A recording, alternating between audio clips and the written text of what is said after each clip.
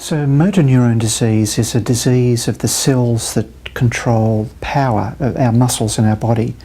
So our muscles are all over our body, so it may affect the hands and the arms, it may affect the legs and the feet, it may affect the chest wall, so our breathing, but unfortunately it can also affect our speech and our swallowing. It usually starts insidiously, and it usually starts in certain areas of the body and then moves to other areas. About half the patients will have a general involvement, such as weakness of the hands and legs and some speech and swallowing right at the beginning. Another quarter will be simply speech and swallowing, and another quarter will be simply the arms and legs. So every person is different. It can present in lots of different ways. In this country it's known as motor neurone disease. In the United States it's known as ALS, or Lou Gehrig's disease, named after a very famous baseballer who had this disease. One of the great puzzles about this disease is why it occurs. In about 95% of cases we don't know. It occurs without any rhyme or reason, which can be enormously upsetting and troubling to a patient being told in the 21st century by a doctor that there's a disease that we really don't know too much about. In about 5%, 5 to 10% of cases, it can run in a family. It can be hereditary. So we have a disease that's still quite a mystery. It's incurable from the time of diagnosis. There's no cure for this disease. At the moment there is only one medicine that's been shown to slow the pace of the disease, and hopefully there will be more. But it's a very, very challenging disease. The other aspect is that the average survival time from diagnosis till death is 3 years. So it means at the beginning your patients are very independent, but by the end they're completely dependent. And it does mean that the carers, their family, are going to have an escalating involvement from the beginning, where it may only be general support, through to the end where every aspect of the care of the patient is in the hands of the family. One of the critical aspects of the management of motor neurone disease is the extraordinary challenges to body, mind and spirit of the patient, and so many different aspects of the patient being affected. Physically, yes, the issues of speech and swallowing, the issues of mobility, of breathing. So no one person, no one health professional could possibly cover all of that. So a critical aspect of the care of these patients is having a team, what we call a multidisciplinary team. And in that team would be doctors, nurses, speech pathologists are really critical because their expertise in both speech and swallowing. Social work in terms of the financial and emotional support of patients, pastoral care, rehabilitation specialists, particularly in terms of the loss of power in the arms and legs. So, and it's been shown that if you do involve a multidisciplinary team in the care of patients with motor neurone disease, is that they will survive longer. The difficulty if you don't have a team, it falls maybe to the general practitioner, to the neurologist who did the original diagnosing, but many things are going to occur, and we do know that they're going to occur. So an extremely important aspect is to strategically plan ahead, to prepare the patient to have some sense of response rather than only responding in a crisis.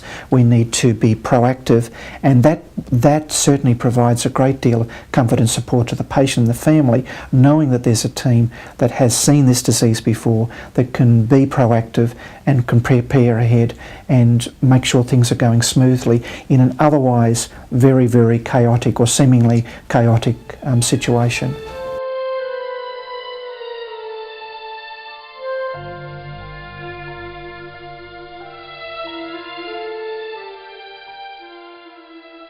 In about June of 2012, Margaret became ill.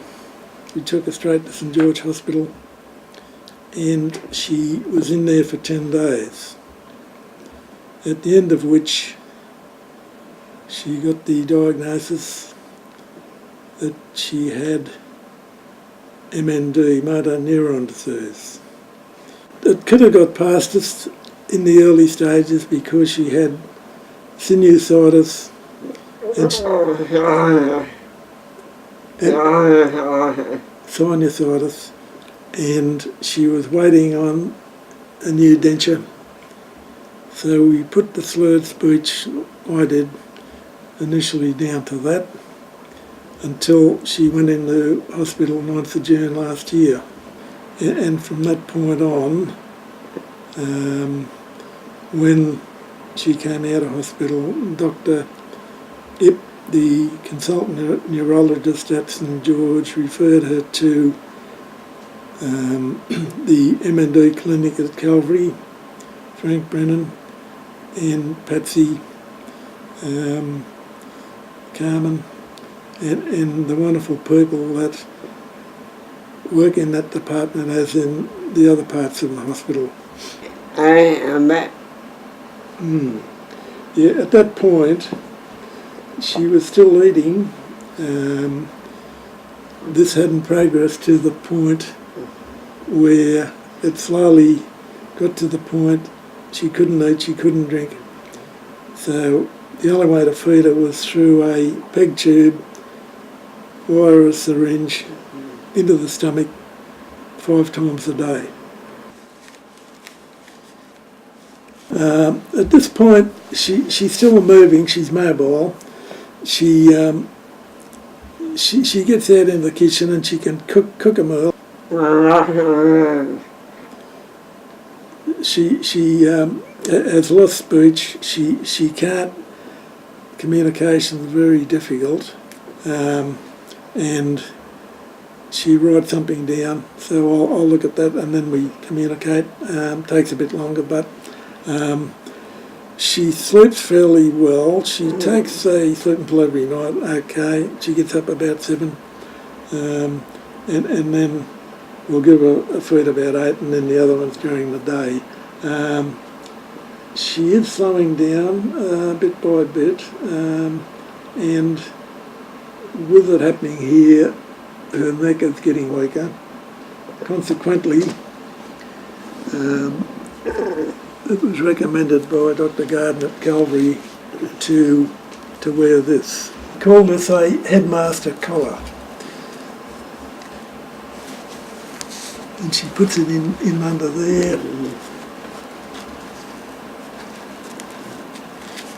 That's a headmaster collar. It supports it, gives it room here for breathing and whatever. So that supports the head because the head drops and gets harder to rectify it from what I'm told. You don't get a lot of pain in the neck, do you? No. It's just that the head's dropping, because it's affecting it. She could do just about everything before she started to experience MND. Anything that she can think of, she did it, all of it. Our family, we have 2 daughters. They've coped very well, and they've been very helpful. One was a nurse and one was in vitro fertilisation, so they're very, very, very helpful. I think what you miss the most is having a nice meal.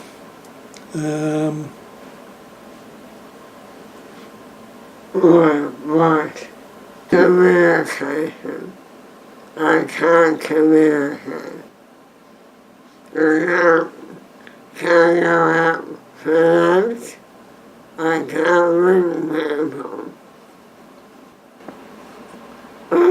My family, when my grandchildren, I love her. That's my recommend hearing about me. School welcome.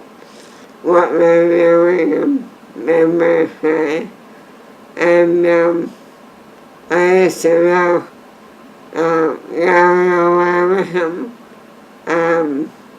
walking on the beach.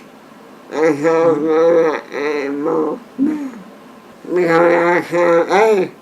I can't go to Christmas parties.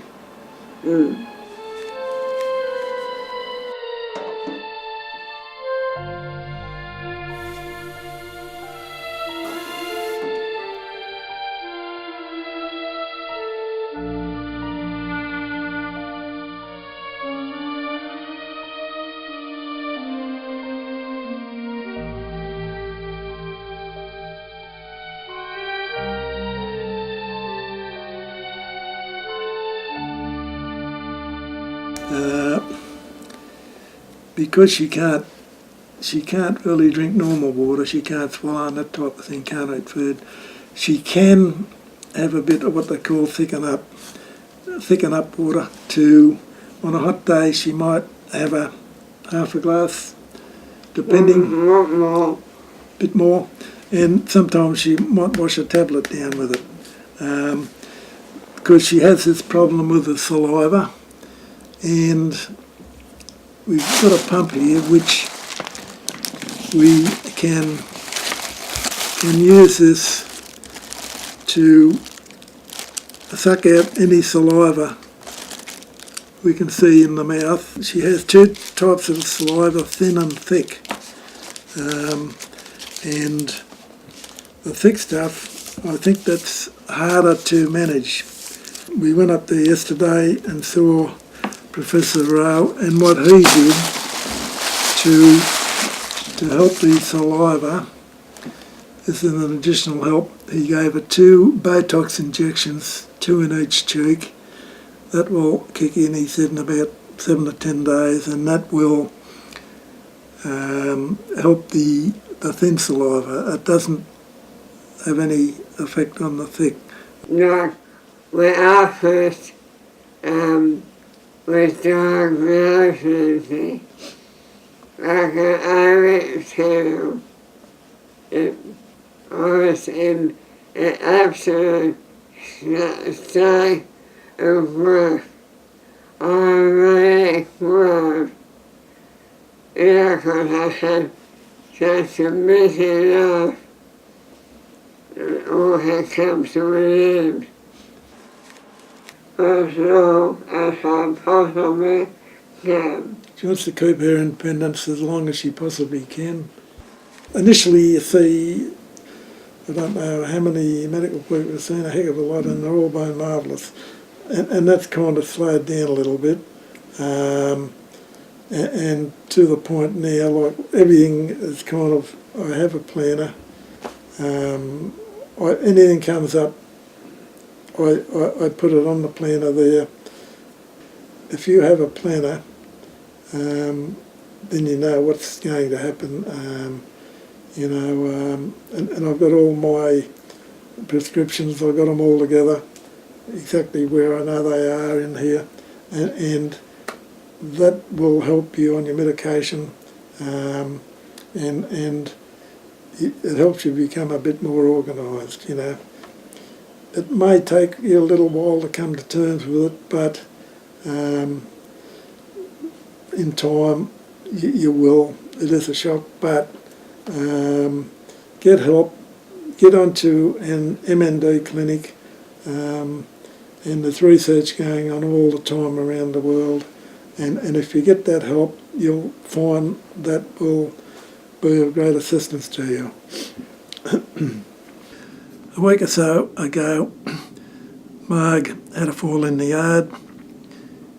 She overbalanced while attempting to pick up a set of keys on the ground, and when she fell, she refractured her left arm, and now she's back in Calvary. She has a sling on to support the arm until such time as it recovers. I'm not going to be kept alive. you know, we have a come. If required, you know, we'll No, come. I support him. Yeah, well, yeah, she doesn't want to be kept on any type of life support. Or we've discussed all this with each other and Dr. Brennan, but we're not there yet. So No. keep cooking in that kitchen there.